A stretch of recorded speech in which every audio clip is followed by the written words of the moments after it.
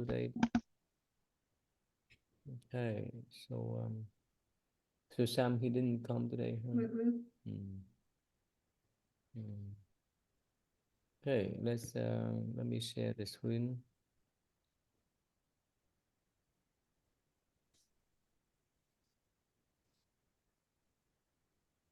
Can you see too small?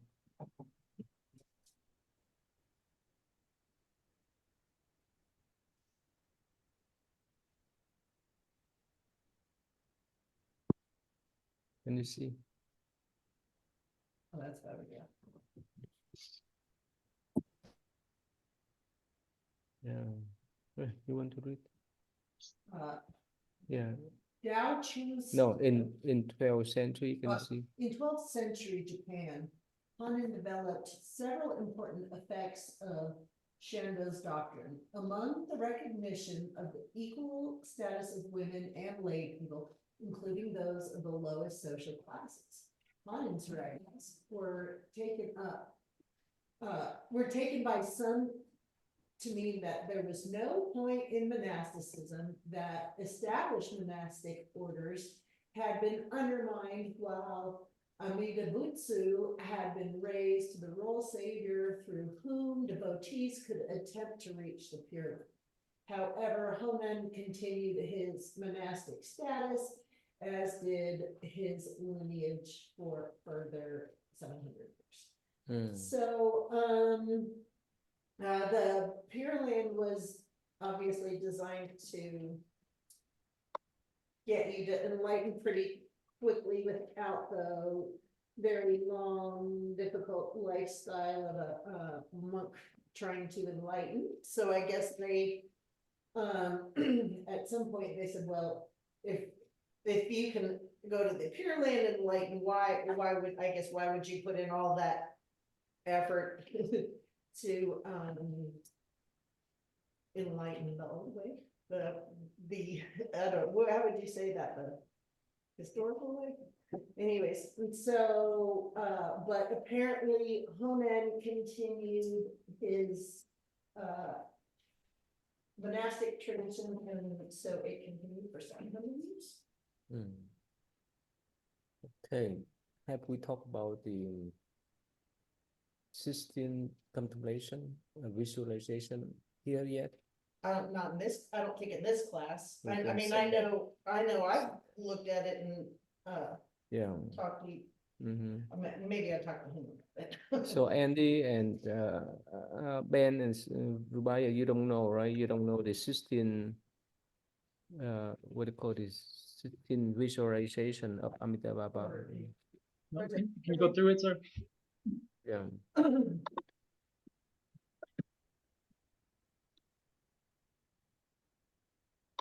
Yeah, let me have this one here.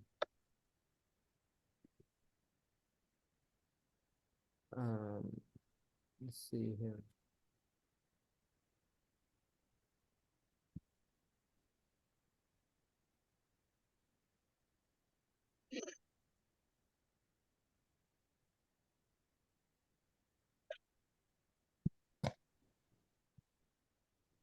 Okay, let's see here.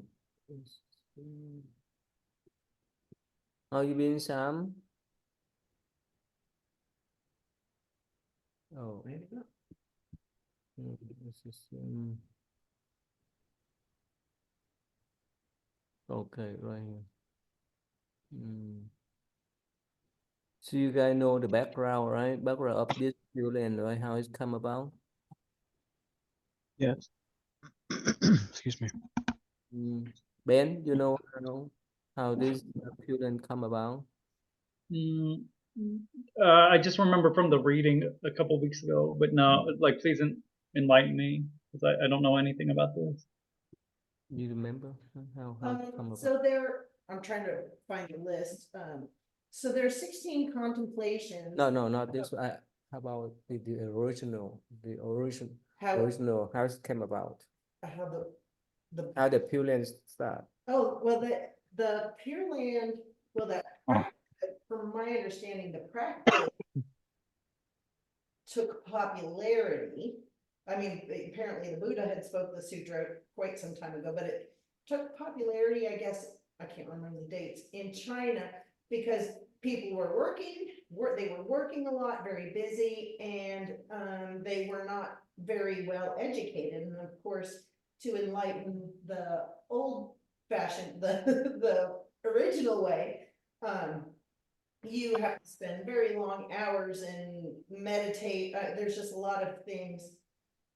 It's just very hard and very time consuming. And with this greater vehicle, with this faster path to enlightenment, it was just much more accessible because all you really had to learn was and be sincere about the Neanfo, the Chinbei. So, yeah, thank you. Sam, so remember, you know how this Pure Land start in India? Yeah, it was in like well, there's like the sutra, the Pure Land Sutra, where the Buddha talks about it. Well, more than one, but there's like the one main one. Yeah, also like in the ancient India is really popular. Like a lot of the whole like Mahayana versus Theravada stuff is really almost kind of like north and south, but in like ancient India, because like in northern India they had sutras about the Pure Lands, and also they had like to the west of North India, like that the Buddhist kingdoms, the little smaller ones. And then the south, they didn't do that so much. They were more the Theravada in the south. But yeah, in the north they had North India, and also in like the Gandhar, like the kingdoms that were like west of India before it like spread across the Himalayas. No, I mean that how it start. How yeah. So how it start them?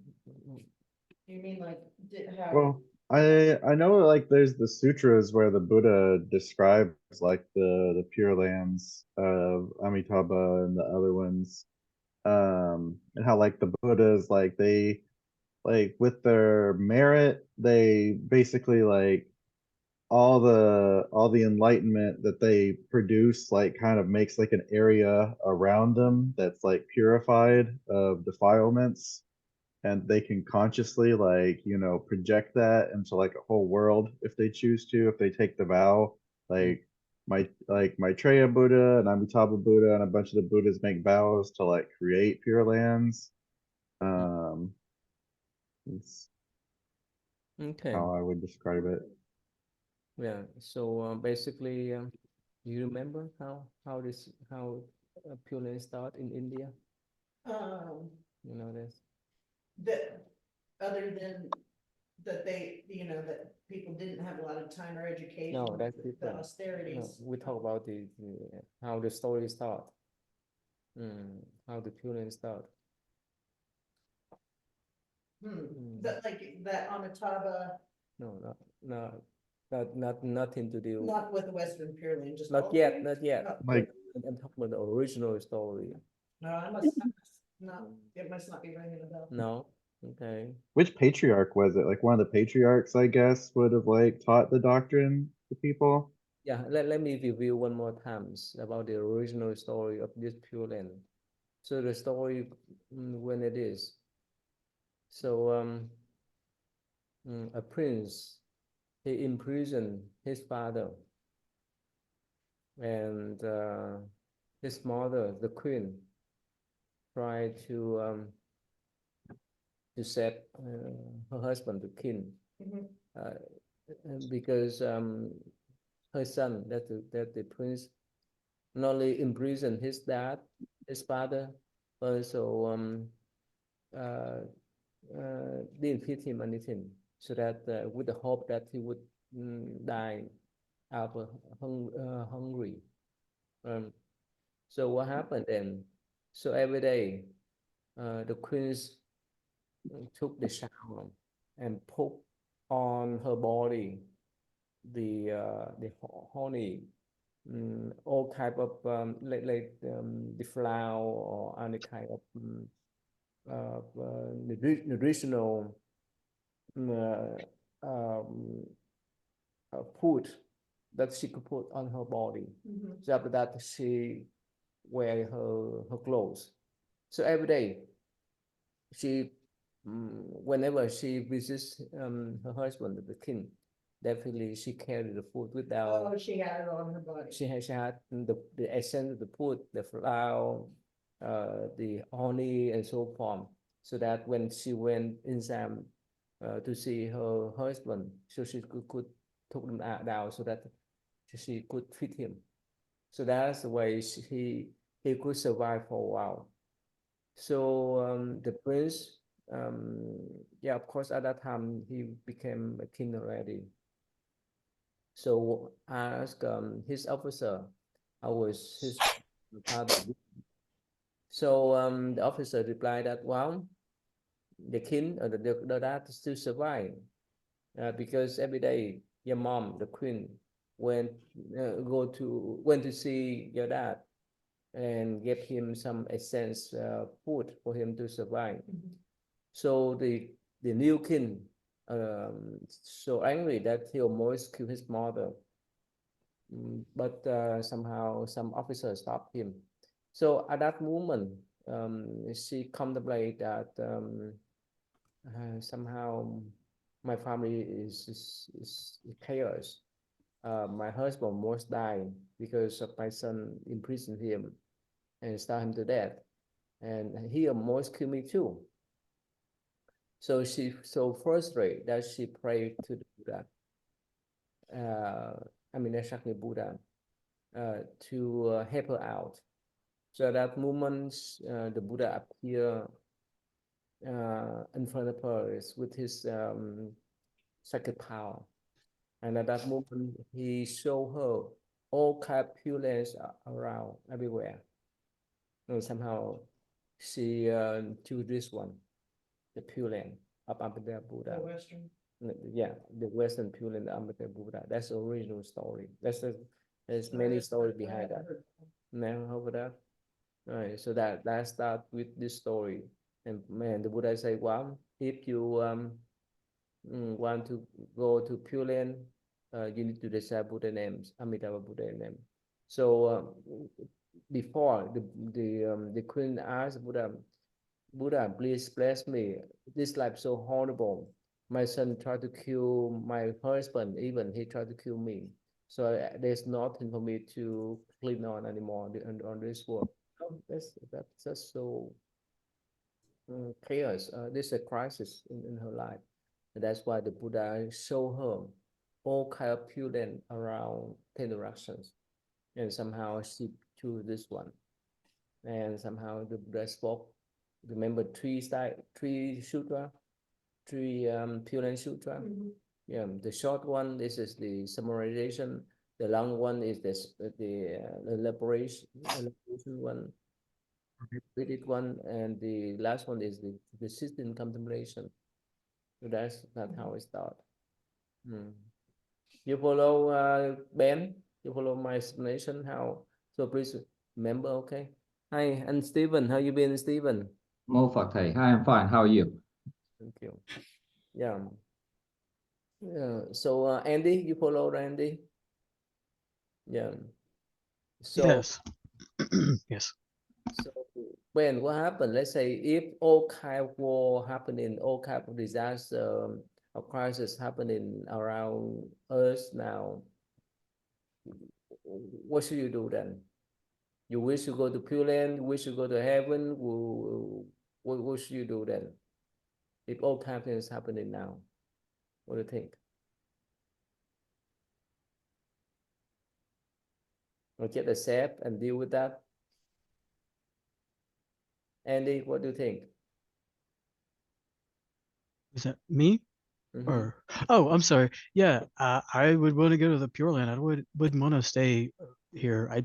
As bad as it is now, it's like you don't want to stay here now. There's so much stuff going on. So there's a picture in the temple to the left, and there's a bunch of monks and elephants. I was studying that the last time I was here when we were doing the walking, and I thought, I wonder if that's maybe what it's supposed to represent because it looked so peaceful.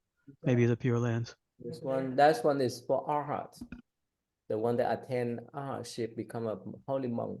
The one on the right side, on the other side, is the picture of Amitabha Buddha. We have a Pure Land, painting over here, but it's been covered up by that banner. It's Oh, blue. okay. If you take it down, you'll see it. We'll see that. I saw it looks so peaceful. I thought, I wonder if that's what it's supposed to represent. So I was thinking of that when I was doing the walking and meditating. There is 18 arhats. Most of them are the Buddha disciple. So they attend the arhatship. They are the disciple of the Buddha. They look so peaceful. Yeah. Mm. Even the animals that were so peaceful, like tigers, and I noticed it. I was like, I paid attention to it. You can see that, right? Mm. Okay. All right. Let's move on. Here is the what do you call this? Actually, it's explained in Vietnamese and in Chinese, but still, let me share with you this one here. And one of the sutra talk about 16 visualization, right, of Amitabha Buddha land, and his land, history, his pond, his body, and other Bodhisattva too, so that the Buddhists could focus on the land, right, and to go there. So let's say before we go to, let's say, to New York, right? So we have all kind of picture, all kind of image, all kind, even video, so I will know what's going over there. Much easy. So when we go there, nothing strange. And whether New York, Disneyland, wherever. So as long as we have the image, as long as we have the picture, video, and so forth, yeah, that make preparation for us to go there. Makes sense, Ben? Right? So without visualization, it's not easy, right? When we talk about it. But can you repeat that? Without what? It's not easy. Visualization. Without visualization, without image, without picture, without video clips, right? You would not know when you go there. What are you visualizing when you go there or before? What? Right here, in this system visualization, right? Oh, okay. That's okay. I understand. The sun, the water, the round, the jewel, tree, the body, water, and so forth and so forth. Okay, understand. Yeah. So remember before we have internet, right? Yes, we have picture, right? People will send picture around. So when I remember that when I was little, and look at all the bridges and the how the highway overlap each other. When it was in Vietnam, it's just it's beyond my thinking, right? And even the cars too, because pure rare over there for everyone to drive a car.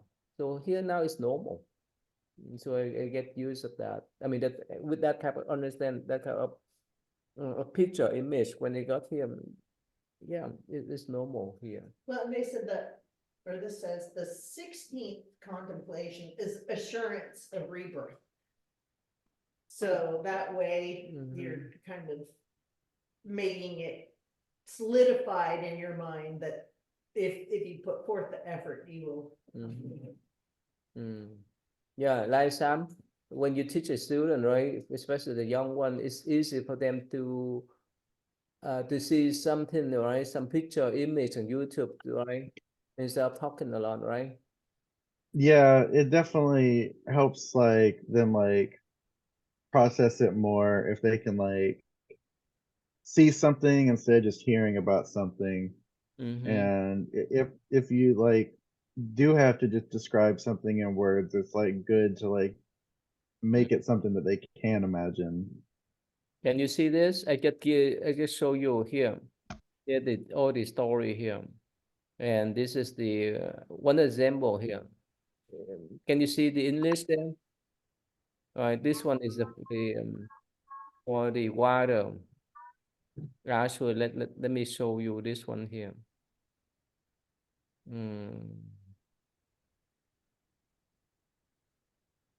Yeah, so the first one is the contemplation of visualization of the sunset in the west. Right, we talk about that, right? And then the next one is the route. Right, it's just actually people just make this combination. Of course, quite different when we were there. We'll be there, right? So that at least we have the idea what's going on over there, right? And yeah, and the tour, right? So the tree, the tour trees, yeah.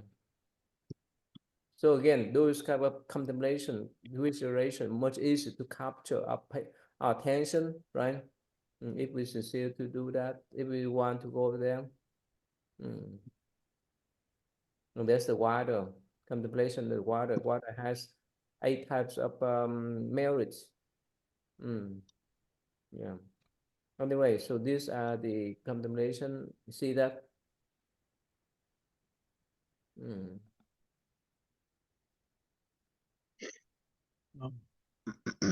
Okay. So And this is what will be in the Pure Land. yeah, I think yeah, someone read this type of animation out of their imagination. Probably it may not like this Probably will. over there. It's the idea. It's the idea for you to understand. Make sense? Can Exactly, or maybe more wonderful than this. We not like we went there and. We have took not a been video. there. Make sense, Ben? yeah, sorry to ask so many questions. Can the Pure Land be whatever we visualize it as? Yes and no. Yes, it's mean, yeah, as long as you have pure mind, you can visualize any kind of pure land. No, that means some pure land are different from each other, from other. Makes sense, depend upon the vows of that program, right? Yeah. So, but again, it is just the scene, the image, the animation for us to understand the idea. I don't think it's exactly like this. Okay. Yeah. When Yeah, because they may not have been there. If they've been there, they won't be here. Yeah. I say that because like in Christianity, it's like the Bible describes heaven in a specific way, like, and it's pretty common amongst all the Christian believers. But like, kind of in my own beliefs, it's like I can kind of visualize where I want to go after death. You know, so I don't know. Am I being logical or is that just nonsense? No, it's logical. Yes. So in this sutra, is that the way Buddha guide people? If they want to go there, they need to contemplate like this way. Make sense? Yeah, in that sutra, there's very specific descriptions of like things being made of certain jewels, and of course you're born out of a lotus, and so there's a very clear description of what supposedly you're gonna see. Yeah. So the purpose of this sutra is for you to visualize how it look like in your mind first, so that you can be prepared to go over there. So won't be strange for you. And Stephen, have you seen this kind of animation before? I've seen something similar, but not in complete details. No, sir. How about Rubaya? What do you think? Is very, very different from the heaven that's described in Islam. Also kind of very like set, like not up for debate. This is how it's set up. You've got the different levels. You can like get demoted kind of. So this is entirely very, very new. Yeah, Sam, you want to say anything, Sam?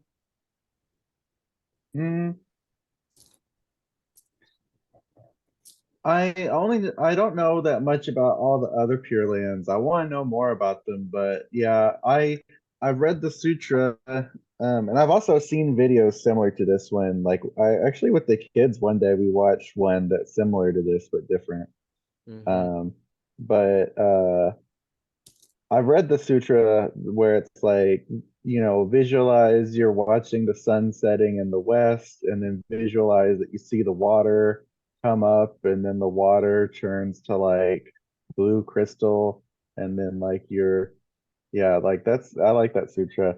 And yeah, kind of to Ben's point, it's like I feel like it's like more detailed than like the heaven in the Bible. I don't know about the heaven in Islam like Ruqaya, but I do know that in the Bible, like the Christianity, I feel like they pretty much didn't say a lot about what heaven was like, except they said that there's everybody has a mansion and there's streets of gold, and that everybody always praises God all the time and doesn't really do anything else. Or that's how I remember it. I might be leaving something out, but that's how I remember. But in like the Pure Lands, that like describes them with like the kind of birds there are and the kind of buildings and like all the different crystals and trees. It's like more specific. Yeah. How you think, Anthony, when you watch this one? I love it. And like all day while I'm at work, I'll have videos on of learning about different, Pure Lands and the sutras. But when I'm meditating, sometimes like I see that the one building that has the roof on it that's kind of curved out. I see that sometimes, and I can see being in a hallway, but there's really nothing else there. So it's like I'm kind of waiting on something. When I'm meditating, I see that sometimes. I've always seen that, but I've often wondered about like, past lives and things because I think, maybe that's something from there. But yeah, it's I try to watch these all day so I can, understand it better. I've even actually started learning how to write in Vietnamese a little bit, teaching Really? myself. Yeah. So actually, while you do meditation, you're not supposed to think about them. To let when you really do meditation, you need to let go of even every thought, good I thought. do. So, It's just where I end up. It's where I end up. I'm not even thinking. It's just I don't go anywhere. That's where I end up. I don't know how, but later on I think about that's what I'm talking about, like the past lives or whatever. But yeah, when I'm meditating, it's just where I end up, and it's so relaxing. There's nobody there, nothing. It's just I'm in that spot. so, Yeah. so Sam, are you there, Sam? So Yeah, I'm here. I was just getting some water. on this the YouTube here, Medicine Master Buddha. So that is the Eastern Medicine Master Buddha. Yeah, I was gonna ask you actually. I was thinking like the Eastern Pure Lands is one of the ones I want to learn more about.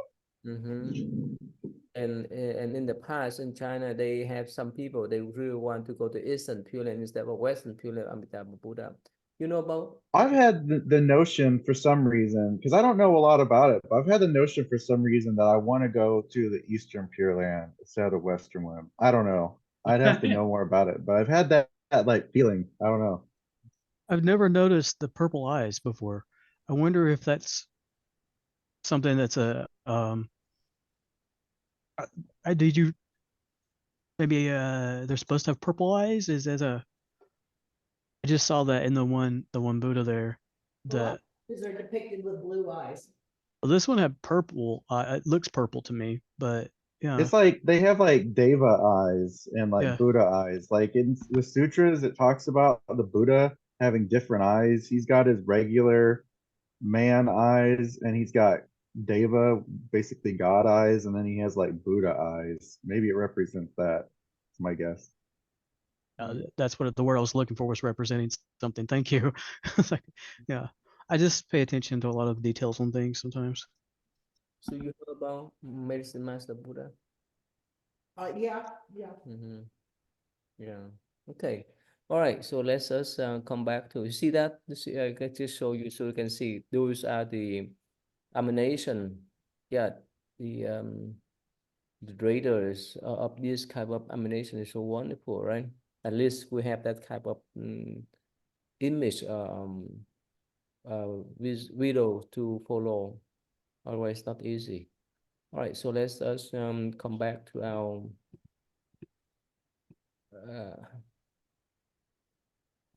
our reading here.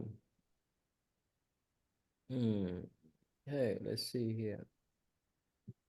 I actually watched your video the other day that you had put up a long time ago, an introduction to the the Buddhas, and you have it's you only have one, but I ran across that and I watched that the other day. Really? Okay.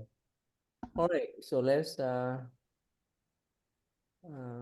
okay. Rubaya, you want to read this one eventually? Eventually, a belief in the so-called Pure Land, also called, I don't want to butcher the name. I think we're done with this one here. We're done with this one here. We start with Hanlun here. Hanlun here. Under one of these two, On here. Talmud 474 through 542, a student of Nagarjuna Nagarjuna's Madhimika, sorry, hard to right. Madhyamika's tradition, a devotee of the Nirvana Sutra, had become despondent after learning of the Buddhist doctrine of historical decline, which described an age of increasing social chaos in which the quality of Dharma teaching would decrease along with the capacity of individuals to understand it and hence to attain enlightenment. Then stop Live there. Yeah, you can stop there. Yeah. Can you summarize, please? I guess at one period of time, like people stopped being like in tune with, I guess, like Buddhist teachings. Mm-hmm. And I don't know what I can contribute that to. I guess like probably the area is probably like socially advancing a bit. And in my opinion, when areas start to like socially advance, you kind of stray away from certain like traditions. I know that's still prevalent today when a lot of people come to like the Western world, they kind of leave like their traditions behind and stray further and further from their religion or their culture and stuff like that. So I can assume that probably could have happened here, but it's mostly just talking about people really not being in tune with the Buddhist word anymore. Yeah, it's like the water on the top of the mountain, right? It's pure, right? Right. So when it flow down, right, the further down, right, the more they are impure, right? Because they mess up with all captains when they come down to the spring, come down to the creek or the river, it become muddy. So that's the idea. So the original teaching of the Buddha, like the spring on the top of the mountain, right? It's pure and clean. Eventually, it will be impure. We mess up with others, especially nowadays. It's not easy for people to do meditation, right? We have a lot of distraction. Whether do meditation or doing recite Buddha name or chanting the sutra, mantra, and so forth. So, Sam, what do you think? There's a lot of distraction nowadays, or depend how you handle your mind, right? I think if somebody follows the path, it doesn't matter what age they're born in, but I do think that for most people, including me, definitely, I think like for most people who are not like 100% really good on the path, like the world in general, like goes through like cycles where, Like when a Buddha comes into the world and the Buddha teaches the Dharma, like the Dharma is like fresh in the world and lots of people become enlightened. And then when the Buddha leaves the world, like people just gradually, like, you know, forget the Dharma more and more and more and more and more until eventually like it's all gone and then like a new Buddha comes. It's like the cycle. I think now we're in like the part of the cycle where, you know, it's like fading away more and more. It's like that with everything. You know, it's like how just like an animal is like born and it grows up and it's an adult and then it gets old and dies. Or even like the seasons, you know, like spring and summer, fall and winter. It's like that, you know. And Stephen, what do you think? There's a lot of distraction nowadays, and not easy to focus on one thing at a time, right? Even the Buddha name and so forth, right?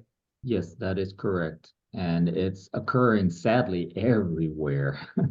So, and I guess it's just because of just like everyone is saying, is how our thinking process is gearing away from just how the Buddha teachings began with so far. Is just trying to direct our mind to think properly and to go in, you know, towards enlightenment instead of just everyone nowadays. I think it's just more thinking of by themselves, the ego, where they keep on thinking, you know, it's just him as individual, and then that they don't realize that all of us are one way or another affected by each other, even if from across the globe. So whatever it is we do here in the US will affect, you know, globally, not just your own area.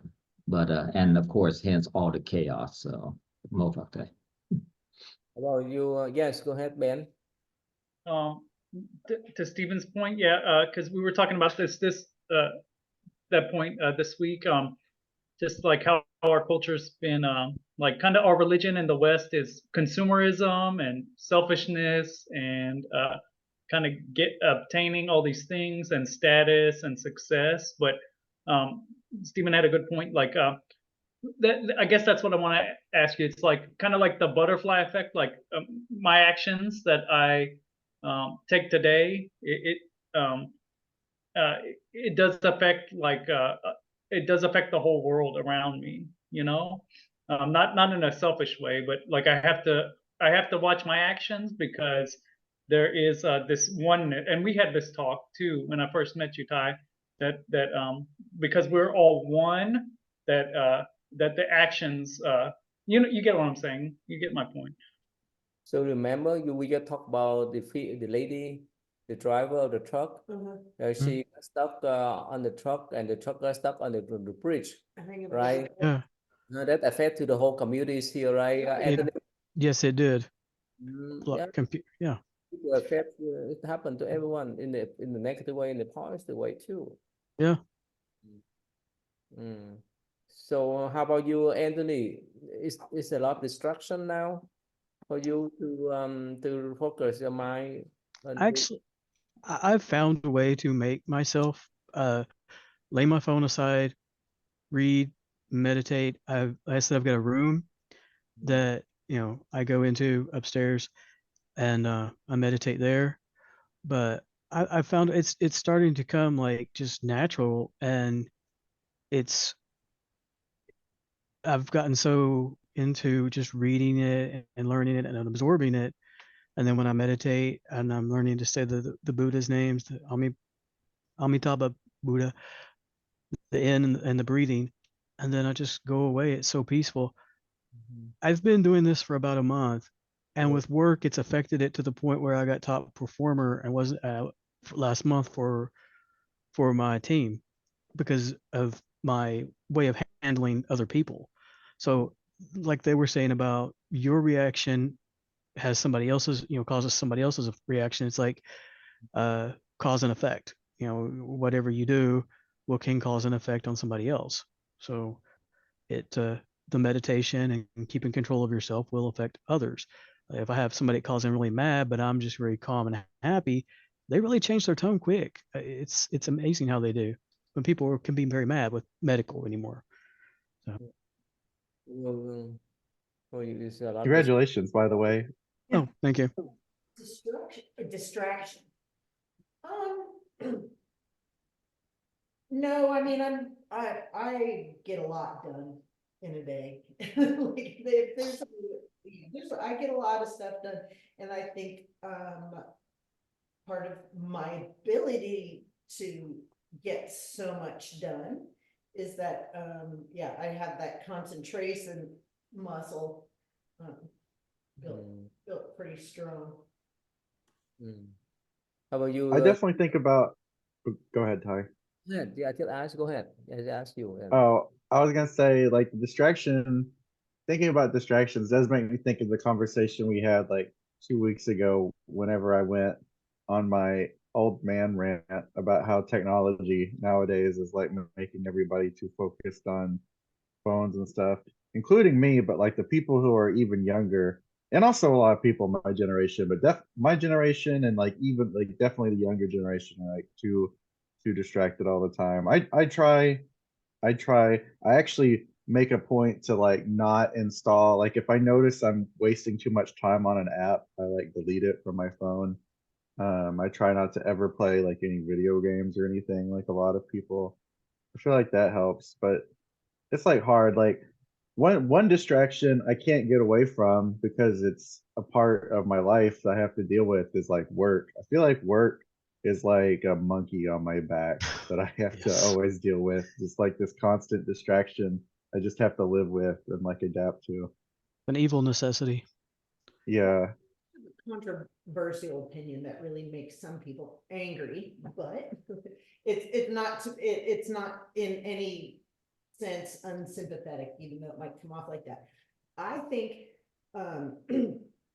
this ADHD, I legitimately know kids and children that very much suffer, like it is flat out a disability. They're dangerous to have around, other whatever. I acknowledge ADD and ADHD is very real, but there's this whole other scope of this like social contagion of everybody has ADHD.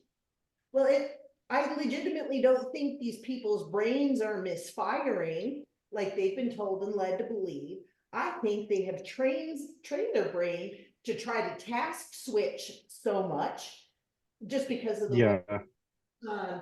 things are constantly flashing at us. So our brains are trained to like constantly be scattered. So of course, if you haven't like trained your brain to focus, your brain isn't wired like that. So I don't think that legitimately 80 to 90% of the people that claim they have ADD and ADHD, which of course they're helped when they take meth. Like, of course you're going to concentrate better if you take Adderall or Ritalin. It's speed.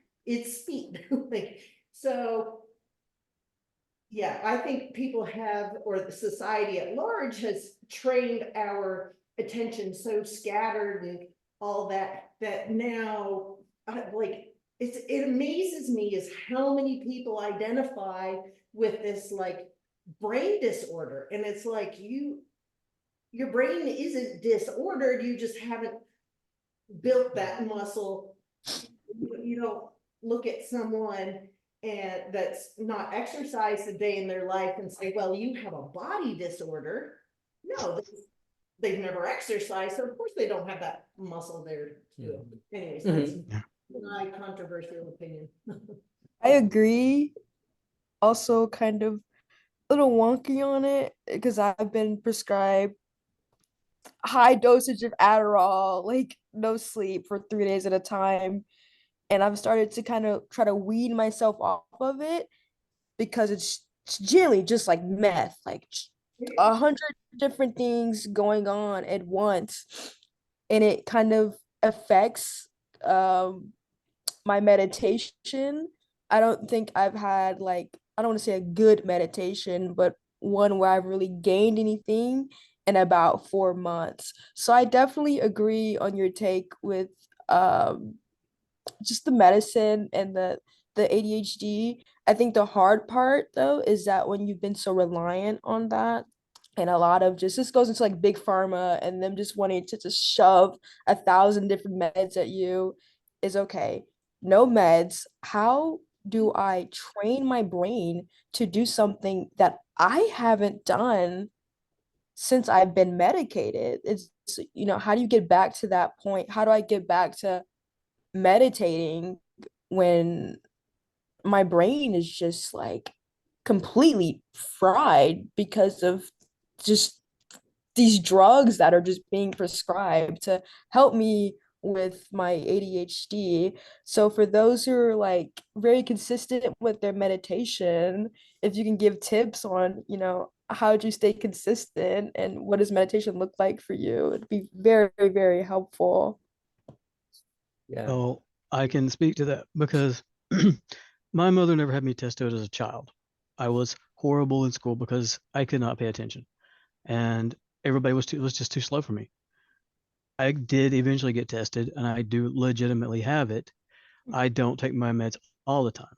Meditation has helped me not take the meds, actually, but I have the type where I have so many projects in my head that I'll do, but the meditation kind of grounds me now, and I'm feeling that help me. So I mean, I don't think I've been on a very low dose of it, but the difference is like when I was in school, I did really bad, but then when I went to college, I was on the dean's list and honors list because I was able to focus. But things that are supposed to wake you up, for me, will put you to sleep. It's like coffee puts me to sleep, but that's how it works for me. But it gives me a very artistic mind, but that might be why I can meditate, because I release my brain and it just goes away, takes me away. I don't have to worry about keeping track of work or keeping track of the project I want to do here or there, and so I let it run free during the day sometimes, but when I'm ready to meditate, I'm like, okay, let's go here now. Just breathe and have no phones, no light. Sometimes I don't even have a light on, but I'll be setting and I have an incense. And if it's purely quiet, you'll hear little things, but that actually helps the meditation for me. But when I had my first one there at the temple after the New Year's, I I was sitting there and I was saying the last time, it felt like every bone in my body just popped and relaxed from the stress. And I don't know if that's part of the ADHD too, but yeah, I've had it all my life, and it is bad because there's sometimes you can't get the meds because some people cry that they have it, but they don't because they've not been tested. But to me, that it does help me with my just calming, just no lights, turn your phone completely off, light an incense and just breathe. And it helps. It does help. Do you stay inside? I prefer like outside. It's very hard for me for some reason to meditate inside. Anywhere Wherever outside is like perfect, but I guess like I don't know the whole point. I just feel like I need to learn how to meditate anywhere and not have like my surroundings like affect what's going on in my head. Like it can be quiet inside, yeah. but it's just something about like sitting on that dirt, on that grass, or sitting against a tree. It just makes it so much more easier to Yeah. focus. You can do That's that even how the Buddha did it. Like, yeah, under a tree. the iconic thing where he's like sitting under the tree and like touching the grass. You actually do when you I practice lots of types of meditation. It's like when you sit on the ground, I guess the resonance of the earth changes your vibration to a certain degree. So that's why so many people feel this massive sense of like relief just by sitting on the ground or walking barefoot, is because the vibration of the earth helps change your vibration, which I guess is a more it's neuroprotective. It's what they call neuroprotective. It is kind of like you're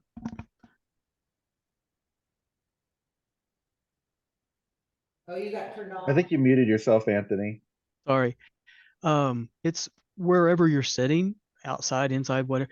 You can almost feel like your body maybe growing roots to plant yourself, Mm. not Yeah. figuratively speaking. That's You a know, good. yeah. So again, in our life up to now, we have a lot of stimulus, right? Stimulation everywhere, right? At work, at school, at the temple, at home, and so forth. In the morning, we wake up, the cell phone, computer, and so forth. Now again, it is up to us how we look at them. If we can look at them as the accessory, right? That just supports our life. And if we don't have them, that's okay too. With that kind of mind, it's much easier for us to move on. Otherwise, if we say, "Oh, here is my chair, no one can sit. Here is my cell phone, no children cannot touch it," and so forth. If we attach to them too much, right? That's the problem there. That's why for preliminary preparation before we go to meditation. So the Buddha teach all kind of teaching. For example, recognize things as impermanent, things as distraction and so forth, so that we can prepare ourselves to let go of those thoughts, so that we won't fight win ourselves, win our own mind. And of course, many people, they don't know how to handle them, their mind, their mentality, their thought. That's why they usually say that they have ADHD, because they don't know how to handle. They just haven't been given the skills and the exercises Mhm. to do, and it's so much easier. Well, and a whole lot more money to put people on an addictive substance Mhm. that makes them perform better. There's like no effort and you get instant results, Mhm. which is not gonna, which of course, that's the especially if you're going to get help, it's much easier than going to someone and saying, well, you know, you're gonna have to do something that's really boring. You're gonna have to get you really, really bored Mhm. Let me share with and do a you. lot of. Let me share with you this one. You see this? What do you call, like Sam? We talked about this before, right, Sam? It's ACT. I can't see it super well. Hang on. We talked We about talked it. about this, right? What do you call psychological flexibility, right? Hmm. We talked about this briefly, right? Yeah. So we have that kind of psychological flexibility. At first, we need to live with present moment. We need to recognize the value of our life. We put in action. We need to see self-context. That means we are the observer, not the actor. And let go of diffusion. That means let go of the attachment thought, accepting that they are. Here, we talk about this self-context. We need to recognize we are the observer of the event, not the actor. What's the difference? Is attachment, and then Yes. What the difference between and a meta perspective. Yes. So like if you, I don't know, like I had a bad day yesterday on that class, and my co-teacher was just not on it, and I knew my brain was not feeling well.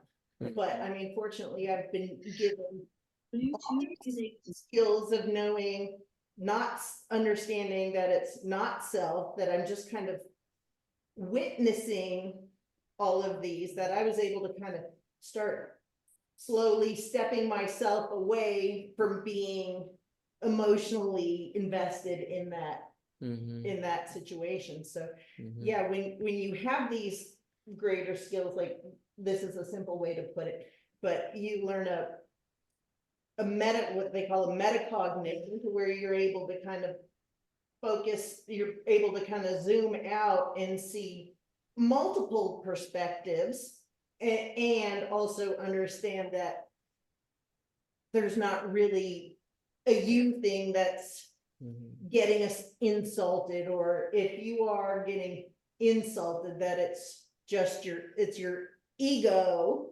reacting to a sound. So that through programs like that, you're able to kind of diffuse these things that get us like really emotionally charged. Yeah, and Stephen, like at work, right? For example, one day you walk into the company, right? Somehow your boss may yell at you because you mess up some of a project, right? You say that don't take it personal, right? So they mean about the project that you mess up, not because of you. Not necessarily directing at you. So yes. That's why I said that the difference between observer Yeah. and the actor. The actor that you think that you engage with that. The observer, that's when you recognize yourself, right? You stand out with that type of impartial view. Make You're sense? looking at all the people in the situation or all the different ideas in the situation, not stuck on your perspective of Yeah. me. And that's why. So that's why here somehow they use most of the Buddhist or all the Buddhist philosophy here, right? The non-ego, egolessness here. The person is let go of the thought and acceptance. Just accept the situation. We go with the flow, right? Go with the flow. Sam, Right. even you say that somehow your work is like what do you call it? The monkey. What do you say? Monkey on my back. Yeah, monkey in my ear. Yeah. If you think, oh, just you just go with the flow, right? It's just your mind much at peace, right? Ben, what do you want to say, Ben? Oh, I just want to kind of summarize and answer, go back to Kaya's question, because I deal with that a lot, the mindfulness and meditation. And I'll just get straight to the point because I used to serve tables. Is like it gets crazy, you know what I'm saying? And to go back to Ty's point of being the observer, it's like just like maybe one day at work when things kind of settle down is like say, oh, I know that I'm washing this glass, or oh, I know that I'm serving this people food. You know, like instead of it being a rush all in your mind, when you stop and it becomes mindfulness and you know what you're doing, you become the observer. And it's just a different train of thought. That's all I have. Thank you. Yeah, to kind of agree with what Ben just said and what Anthony said earlier. Yeah, I mean, to the extent that I'm even able to work, to do like anything at work basically, is because of like mindfulness. Without mindfulness, I'd never get anything done at work. But instead, they like Anthony said, like I've been told, like they tell me that I'm like one of the best ones and stuff. It's because like even though work takes up a lot of my time, it's like being able to like take my kind of switch my ego off and just like focus on my work until I just kind of like become the work almost. I can't do it all the time, but even being able to do it for just like a couple hours out of the shift like makes my productivity go way up. It's like not taking it personal when they're calling you, fussing at you because they can't get their medicine or surgery's not being covered and they're being mad at you. It's a matter of learning to not take it personal, stay calm, and then bring them down with you. So that's what I've been doing and learning to do a lot because I get yelled at a lot because people are mad. So yeah, it's really helped me calm down a lot. But then the auditory overload does bother me too. So yeah. It's so bad. Last night, I finished my rough draft. I'm writing an ebook about mindful gardening. So it's like a step-by-step process. And I wrote it with not necessarily the intention that, of course, it's Buddhist, but was the intention for everybody to read on how to, of course, there's all the practical stuff about growing a garden, but also like I have journal prompts and worksheets and stuff like that to help people take their gardening practice and use it in a mindfulness practice. So hopefully I'll have that available for everyone to see. Wow, Makes that's sense. cool. Yeah. Yeah. So Sam, right, when you deal with the student, with all kind of monkey mind, children, right, they jump here and there. Sometimes, if we just say, oh, okay, that is their Yeah, the activities they couldn't control their mind, so that's why no need to be angry, right? Yeah. Yeah. That's not. Right? Hey, why don't you listen to me? Hey, and pound the table, right? It doesn't do anything but wear Yeah. you out. Get in your own Yeah. self. Just makes you tired. Okay, so let's get to a good discussion. All right, so let us stop here today then. See you next Friday then. See you tomorrow. Thank you. Oh, See thanks.